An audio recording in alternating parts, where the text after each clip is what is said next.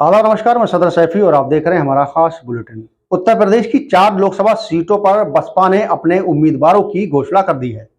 इनमें पीलीभीत से अनीस अहमद खां और फूल बाबू, मुरादाबाद से इरफान सैफी, कन्नौज से अकील अहमद पट्टा और अमरोहा से डॉक्टर मुजाहिद हुसैन शामिल हैं। बता दें कि बसपा ने अपनी इस चारों सीटों पर मुस्लिम उम्मीदवारों को टिकट दिया है।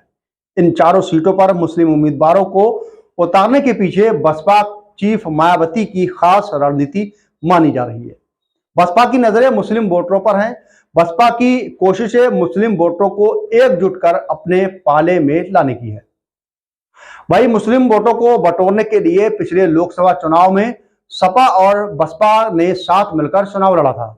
इसमें बसपा को फायदा हुआ जबकि सपा को नुकसान हुआ था। बीएसपी को यूपी में 10 सीटों पर जीत मिली थी जबकि सपा केवल 5 सीटों पर ही जीत सकी थी।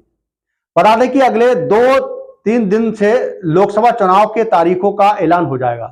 बीजेपी 195 उम्मीदवारों की पहली सूची जारी कर चुकी है, वहीं कांग्रेस की 39 उम्मीदवारों की पहली लिस्ट जारी कर दी है।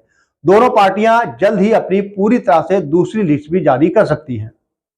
वहीं मायावती के मुस्लिम प्रत्याशी को टिकट देने से बसपा को भले ही कोई फायदा न हो, लेकिन इससे सपा को जरूर नुकसान हो सकता है। आजमगढ़ लोकसभा चुनाव सीट से बीते उपचुनाव में देखें तो सपा के प्रत्याशी रहे धर्मेंद्र यादव को केवल इसलिए हार का सामना करना पड़ा था क्योंकि उनके सामने बसपा के मुस्लिम प्रत्याशी गुड्डू जमाली को टिकट मिल गया था।